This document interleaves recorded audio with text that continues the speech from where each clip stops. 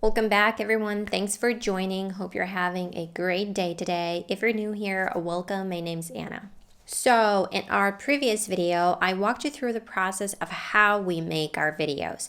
And in this video, I want to talk about what it actually takes to start a YouTube channel and to keep it going. While it's our favorite job so far and we truly enjoy it and we feel that we have found our place, our niche, and it gives us the feeling of fulfillment for now because we're developing and growing, there's also the other side of this. And I should say this right away, this is not a complaining video by any means. It's a complete and honest description, and that's something that is part of any job. Like being a doctor, it's a very honorable, high-paid, prestigious job, but at the same time, the schedule's crazy, the level of responsibility is super high, it's stressful, not to mention that you have to study really hard and basically all of your life. Okay, so let's dive in. So the first thing that I didn't realize would be so weird and hard was getting used to being in front of a camera. It seems super easy. It's like, what's the big deal? You just sit down in front of a camera and show whatever you want to show or talk about something. Well, no, it wasn't easy at all. At least for me, it wasn't. I knew that I wanted to make videos. I was really driven because I had a lot to share, and that what made me keep going and keep working on myself. But hearing your recorded voice and seeing yourself on the screen is just awkward because at the beginning, you're awkward. You don't know how to sit, you don't know how to behave because you're very aware of the fact that you're being filmed.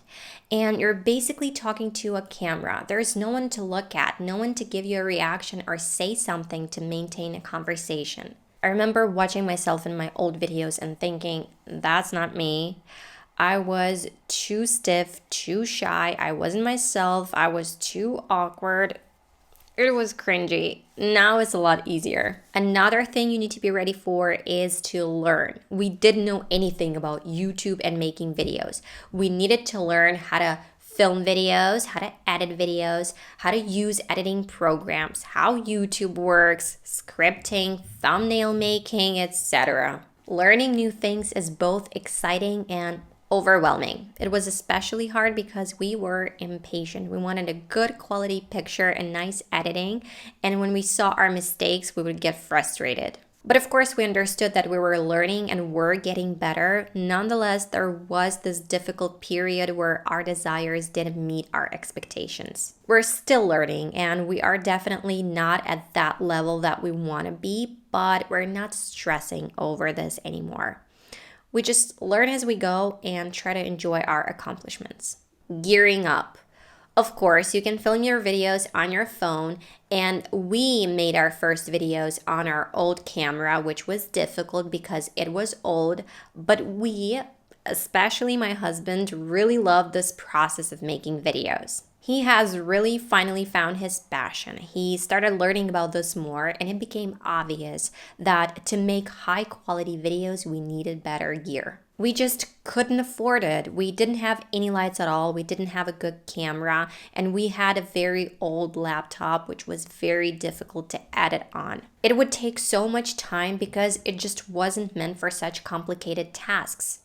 We needed a mic, tripod, a light stand, and a lot more. So over the course of 3 years, we bought a lot of stuff and it opened up new filming opportunities for us. It's important for us because it makes the filming process more enjoyable and professional, makes the picture better, and in the end, we're more satisfied with the outcome. Keeping up with uploads, coming up with new ideas, and being able to make videos on time is another thing that nobody thinks about when starting a channel. Because in addition to being a YouTuber, you're also a daughter, a mom, a wife, a friend, a housekeeper, and a cook. Your health affects the filming process because if you're sick or not feeling good, it'll show up on camera and people will pick up on it. And you don't always feel like being on camera for thousands of people to look at you. I know it may sound strange for those people who think that this whole thing is just a piece of cake, doesn't require any effort, makes you millions, and makes you famous. I'm being sarcastic, of course. But for people like myself, the quality of my work takes priority, and producing quality content is a huge responsibility for me. And for me, although I'm usually glad and satisfied after the work is done, it's also stressful. Not to mention that to be able to produce content, you need to have a quiet place to think and work. And living with 2 other adults and a toddler in a 2-bedroom apartment, it's a luxury and not always possible, especially now with the COVID situation. Everyone's always at home on top of each other. And you mamas out there know that your child is like a little chimpanzee, always in your arms or just clinging to you, especially when you're working. My son, when he sees me on the computer, he immediately comes and is all around me and yelling. And this is not a complaint by any means. This is just me not romanticizing, but showing the sometimes harsh reality just like it is. I think being candid is just necessary. Plus, there's times when you're full of ideas and there's other times when you're just burned out and empty. Having a place to shoot.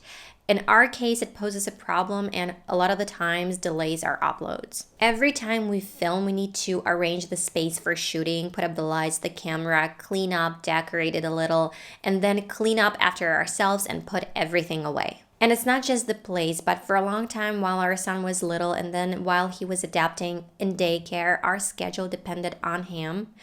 But as of recently, it has become a lot easier because now we can actually leave him at daycare for the whole day and truly concentrate on work. You know, it makes a huge difference when you're able to work as long as it takes and get done what is needed to be done and not be interrupted. It is a lot more efficient.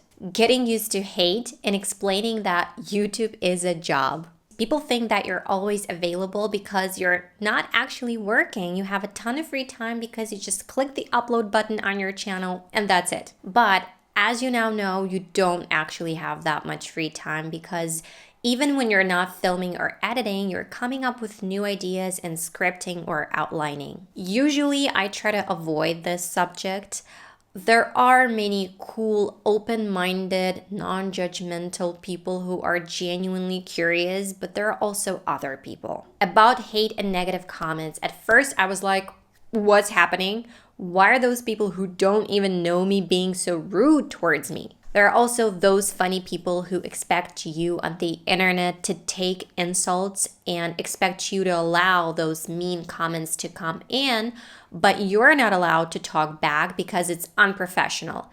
Am I supposed to be a professional at taking insults? This has kind of caught me off guard at the beginning, you know, when you start getting thousands of comments, people commenting on everything. Your hands, your voice, your hair, your clothes, say that they love you or hate you. You don't get this in your everyday life. When you go outside, people don't start coming up to you and saying all these things like, hey, what is wrong with your hands? They irritate me. Or, ew, your voice is so annoying.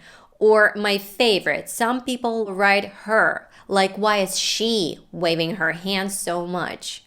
Like they're not talking to me directly, although they're commenting on my video on my channel. But then you realize that people just show their true colors in the comments and that those comments have nothing to do with you. Social media these days, people just forget that you're a real person with a real family. So, it takes a little bit of adjusting. I take these comments with humor.